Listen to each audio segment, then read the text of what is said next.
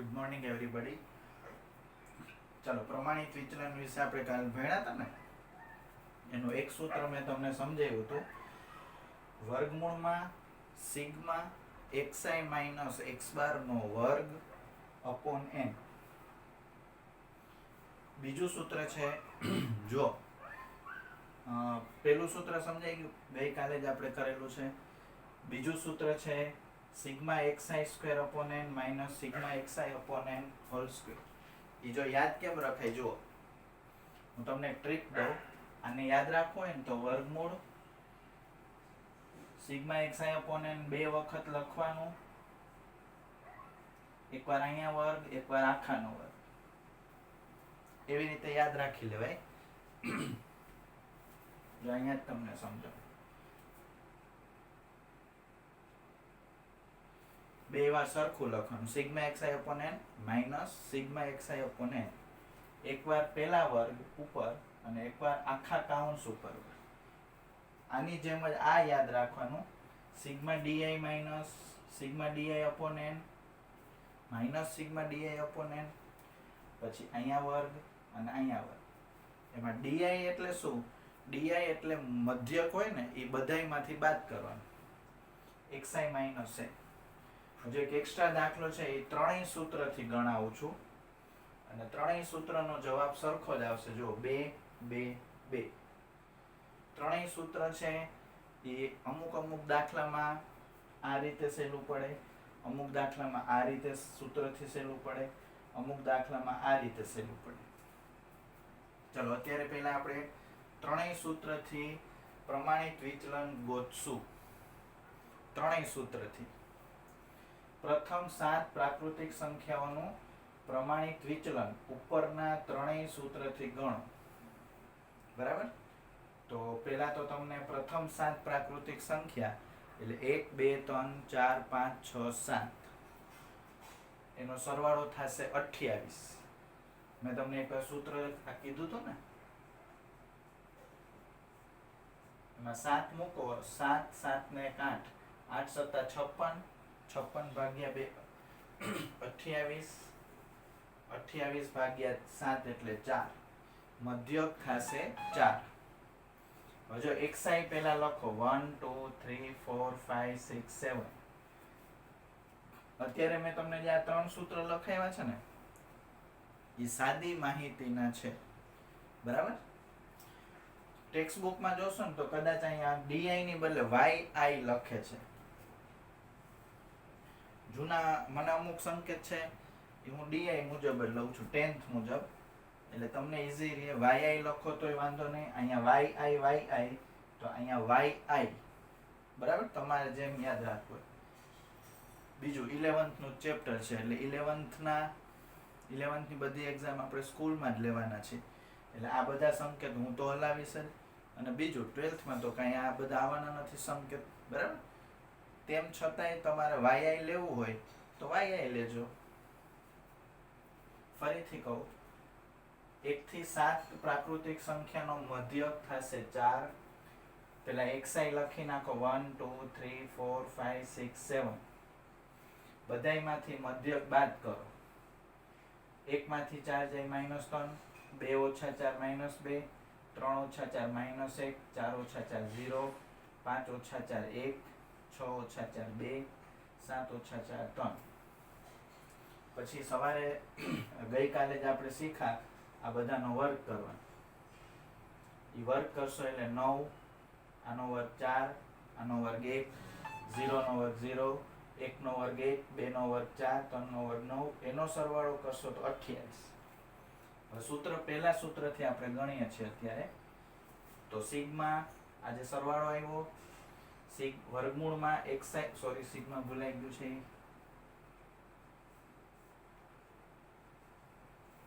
Sigma xi minus x બાર નો વર્ગ upon n.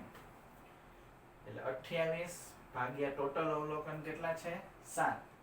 28 ભાગ્યા 7 એટલે 7 ચોક 28, એટલે વર્ગમૂળમાં 4, 4 નું વર્ગમૂળ 2. પહેલા સૂત્રથી આ રકમનો જવાબ કેટલો આવ્યો? 2. હવે બીજા સૂત્રમાં ખાલી 2 કોલમ જ કરવાની. જો શું કરવાનું ખબર છે? પેલા xi લખવાનું 1 2 3 4 5 6 7 સૂત્રમાં જે વસ્તુ છે એટલું જ કરવાનું. ચલો એનો સરવાળો 28 એટલે સિગ્મા xi મળી ગયું તમને. સિગ્મા xi એટલે 28. આને સિગ્મા xi કહેવાય. હવે અહીંયા xi ઉપર વર્ગ છે, xi ઉપર વર્ગ એટલે તમારે xi નો વર્ગ કરવાનો. બીજી રીતમાં તમને જે xi આપ્યા છે એનો વર્ગ 1 2 3 4 5 6 7 એનો વર્ગ થશે 1 4 9 16 25 36 49. બરાબર? એનો ટોટલ કરશો 140 આવશે. આ બધું હું ગણીને એટલે કરાવું છું કે તમારે વિડીયો થોડો ઓછા જીબી નો બને, એટલે તમારે ઘરે નેટનો પ્રોબ્લેમ ન થાય. કેમ કે અત્યારે વાઈફાઈ હોય ને એને પ્રોબ્લેમ ઓછો થાય. જેના ઘરે 3 મોબાઈલમાં રોજનું 1.5 જીબી હોય તો રોજના 3 પીરિયડ જોવાના હોય તો તકલીફ પડે. એટલે હું લખી રાખું છું એટલે થોડોક વિડીયો નાનો બને. નહીંતર આપણે મોસ્ટ ઓફ વિડીયો 26-27 મિનિટના હોય છે. જો હું તમને આ બધું લખીને સમજાવું ને તો એક વિડીયો યાદ હોય તો 50 મિનિટનો હતો બહુ પહેલાં. એ લખું તો 50 મિનિટનો વિડીયો થાય. 50 મિનિટમાં તમારે ઘણા બધા MB જોશે. એટલે આપણે આ રીત બહુ અત્યારે અનુકૂળ છે. જો xi એટલે 127 એના વર્ગનો સરવાળો 140. બીજા નંબરનું સૂત્ર જો હજી એકવાર કહું કેમ યાદ રાખવાનું. સિગ્મા xi upon n અને સિગ્મા xi upon n એવું બે વખત લખવાનું, વચ્ચે માઈનસ, અહીંયા વર્ગ, ઉપર વર્ગ અને આખાનું વર્ગમૂળ. જો આ છે ને એ વર્ગનો સરવાળો છે 140 ભાગ્યા 7 માઈનસ સિગ્મા xi એટલે આનો સરવાળો 28 ભાગ્યા 7 140 ભાગ્યા 7 એટલે 20, 28 ભાગ્યા 7 એટલે 4, 4 નો વર્ગ 16, 20 માંથી 16 જાય તો 4, 4 નો વર્ગમૂળ 2. એ જ જવાબ પાછો આવ્યો ને. હવે ત્રીજો જવાબ છે, ત્રીજું સૂત્ર છે એમાંય પાછી બે વસ્તુ તમને સમજાવીશ. એક્સ્ટ્રા હું તમને થોડુંક કહીશ. જો પેલા તમે xi લખી નાખો ત્રીજા દાખલામાં, ત્રીજા સૂત્રમાં. હવે તમે જે અહીંયા મધ્યક ધાર્યો આવ્યો ને 4, એને જો માનો કે એ ધારીને ગણો તો di બરાબર xi માઈનસ a એટલે 1 માંથી 4 જાય ઓછા 3, 2 માંથી 4 જાય ઓછા 2, 3 માંથી 4 જાય ઓછા 1, 4 માંથી 4 જાય 0, 5 માંથી 4 જાય 1, 6 માંથી 4 જાય 2, 7 માંથી 4 જાય 3. આ બધાનો સરવાળો 0 આવશે. કેમ કે જો -3 + 3 -2 + 2 -1 + 1 એ ઉડી જાય. હવે એનો વર્ગ કરવાનો, di નો વર્ગ. di નો વર્ગ એટલે 9 4 1 0 1 4 9 એટલે ટોટલ 28 આવ્યું.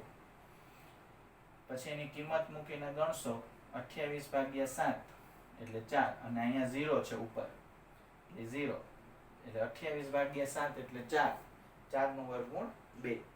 જો તમે 4 લઈને ગણો તો કેટલો જવાબ આવ્યો? 2 જવાબ આવ્યો. બરાબર? હવે આ જ દાખલો હું 5 લઈને ગણીશ હમણાં અને જોશું શું જવાબ આવે છે.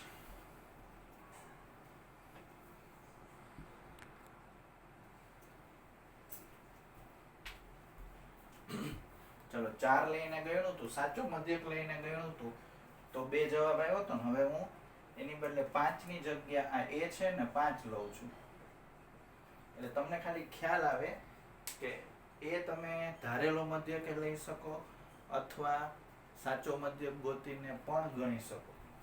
હવે જો આપણે અત્યારે 4 ની બદલે મેં 5 લઈને કર્યું, સાચો મધ્યક 4 છે પણ 4 ની બદલે હું 5 લઈને ગણું છું. જુઓ બધાયમાંથી 5 બાદ કરો એટલે 1 માંથી 5 જાય ઓછા 4, 2 માંથી 5 જાય ઓછા 3, 3 માંથી 5 જાય ઓછા 2, 4 માંથી 5 જાય ઓછા 1, 5 ઓછા 5 0, 6 માંથી 5 જાય તો 1, 7 માંથી 5 જાય તો 2. એનો સરવાળો કરશો એટલે 2 ને 1 3, ઓછા 3 ને 3 ઉડી જશે, ઓછા 7 આવશે અને બધાયનો વર્ગ અહીંયા આવશે 16 9 4 1 0 1 4. એનો સરવાળો આવશે 35. પછી આને કહેવાય સિગ્મા di². આને કહેવાય sigma D I. Sigma D I square એટલે 35 ભાગ્યા 7 પછી ઓછા સિગ્મા ડીઆઈ એટલે -7 -7/7 35 ભાગ્યા 7 એટલે 5 અને -7 ભાગ્યા 7 એટલે -1 -1 નો વર્ગ થશે +1 એટલે 5 માંથી 1 જાય તો 4 4 નું વર્ગમૂળ 2. જો તમે 4 ની બદલે 5 લઈને જોયું તોય જવાબ સરખો આવ્યો. ચાલો હવે થોડુંક યાદ રાખવાનું છે. સમાંતર શ્રેણી વાળું ચેપ્ટર ભણશું ને એમાં આવશે. આ તો તમને 10મા માં આવતું 1 + 2 + 3 + 4 .. n એનું સૂત્ર છે nn + 1/2. મેં તમને 2-3 વાર કીધું છે અત્યાર સુધી. જો એક ઉદાહરણથી સમજીએ આ સૂત્ર સાચું છે કે ખોટું. હું 1 થી 5 સંખ્યા જ લઉં છું. 1 2 3 4 5. તમારે અહીં 5 લખવાના. 5 5 + 1 એટલે 5 × 6 30 30 ભાગ્યા 2 15. બરાબર. આ સૂત્રથી કેટલો જવાબ આવ્યો? 15. હવે જો ગણીને જોશો તો 15 જ આવશે. 5 ને 4 9 9 ને 3 12 ને 2 14 ને 1 15. એટલે આ સૂત્ર છે ને એ કઈનું છે તો કે 1 થી લઈને 1 2 3 4 5 ... n 1 થી 100 નો સરવાળો કરવો હોય તો અહીં 100 મૂકવાના. 1 થી 50 નો સરવાળો કરવો હોય તો અહીં 50 મૂકવાના. પછી એવી રીતે વર્ગનું સૂત્ર છે એ સમાંતર શ્રેણીનું ચેપ્ટર આપણે ભણશું ને એમાં આવશે. અત્યારે તમે ટેમ્પરરી યાદ રાખી લો. જો 1 નો વર્ગ 2 નો વર્ગ 3 નો વર્ગ n નો વર્ગ એનો સરવાળો જો તમારે કરવો હોય તો એનું સૂત્ર છે n n+1 2n + 1/6. n n+1 2n + 1/6. Check કરી લો. હાલો હું 4 સુધીના વર્ગ લઉં છું. 1 નો વર્ગ 2 નો વર્ગ 3 નો વર્ગ 4 નો વર્ગ એટલે અહીં 4 મૂકવાના. 4 4 + 1 4 દુ 8 + 1 એટલે 4 5 9 આવશે ઉપર. એટલે 5 ચોક 20 20 × 9 20 × 9 180 180 ભાગ્યા 6 30.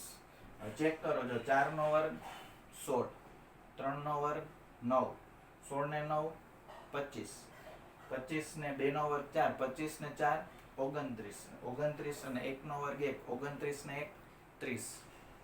તો જો એક આ જે સૂત્ર છે ને એ તમારે 1 થી લઈ 1 2 3 4 5 ના વર્ગનો સરવાળો કરવો હોય ને તો કામ આવે.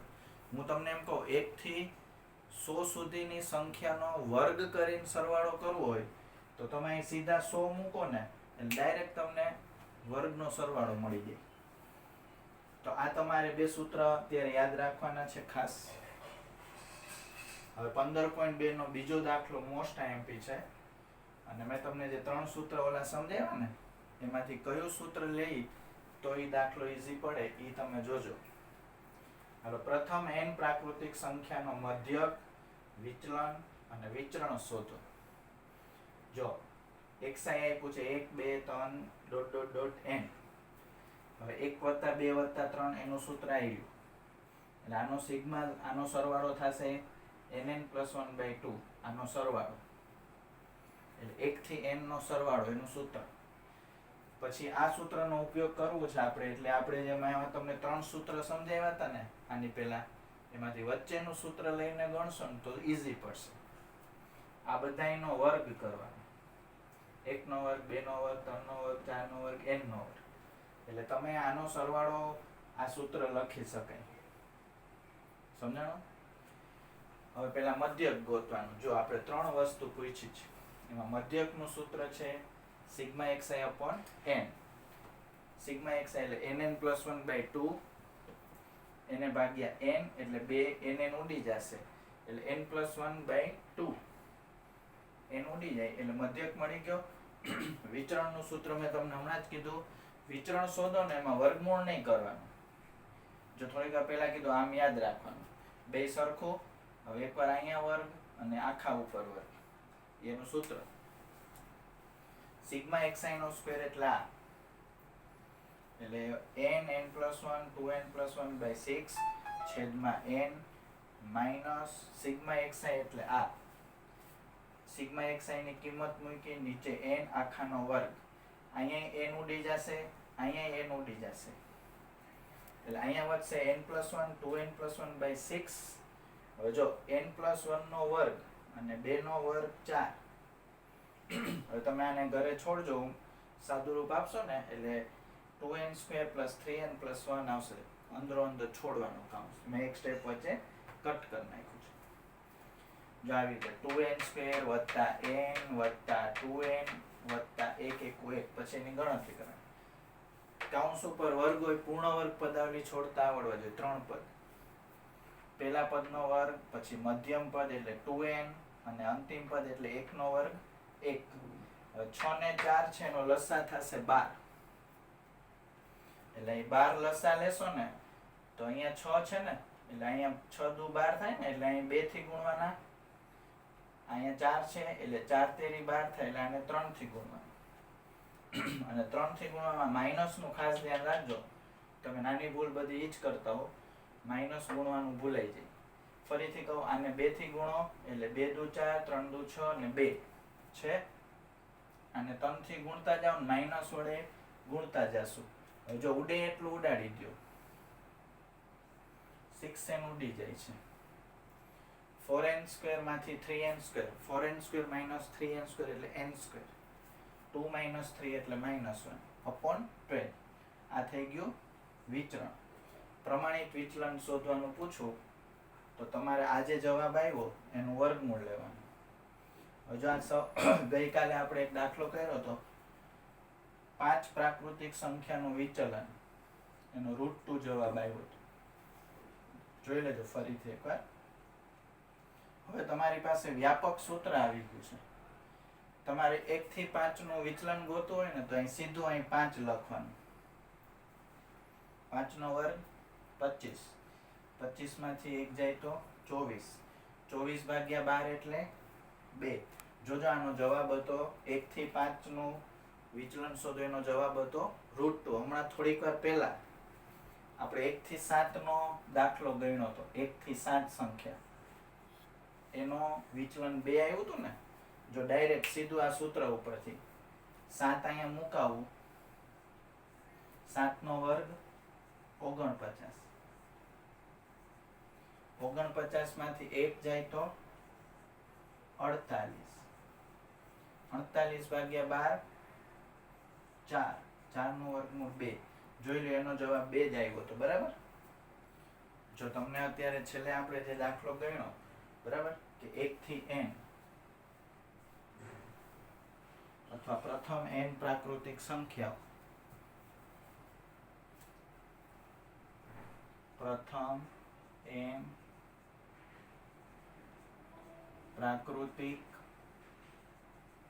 સંખ્યાઓ માટે મધ્યકનું સૂત્ર હતું n+1/2. ડાયરેક્ટ યાદ રાખો ને તો MCQ માં કામ આવે. જો આપણે 1-2 દાખલા એક્સ્ટ્રા જોઈએ, પછી આવતીકાલે આગળ વધશું વધારે. પછી વિચરણ, પ્રમાણિત વિચલનનું સૂત્ર હતું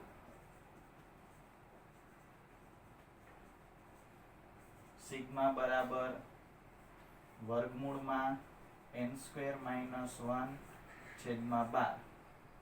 અને વિચરણ પૂછું તો n² - 1/12. હવે હું તમને થોડાક દાખલા આપું. જો કે 1 થી 10,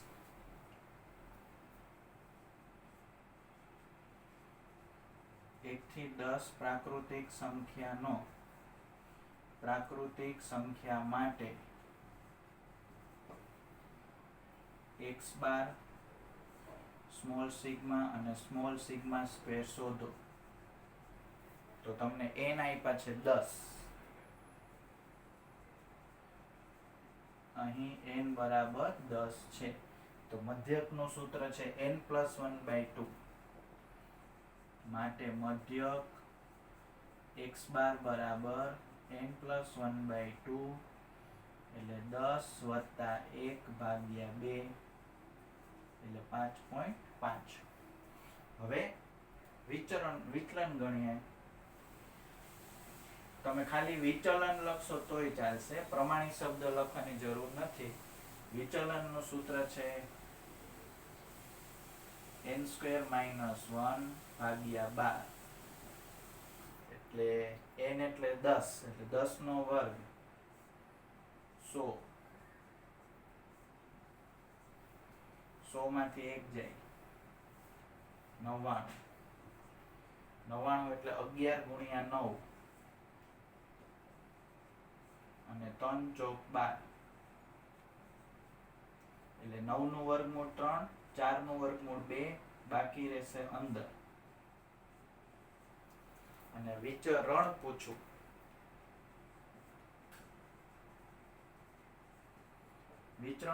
તો વિચલનનો વર્ગ કરવાનો. એટલે તમારે આ રૂટ 99 ભાગ્યા 12 એનો વર્ગ, એટલે 99 ભાગ્યા 12 એટલે 33 ભાગ્યા 4. હજી એક દાખલો નાનકડો આની જેમ કરાવી દો. 1 થી 7 લઉં છું.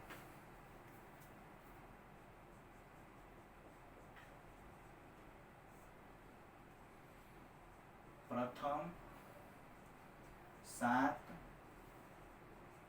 પ્રાકૃતિક સંખ્યાઓ માટે x બાર, સિગ્મા અને સિગ્મા સ્ક્વેર શોધો. તો જો અહીં n બરાબર 7 છે, તો મધ્યકનું સૂત્ર, મધ્યક x બાર નું સૂત્ર n + 1/2, એટલે 7 + 1 ભાગ્યા 2, 8 ભાગ્યા 2, 4. પ્રમાણિત વિચલનનું સૂત્ર છે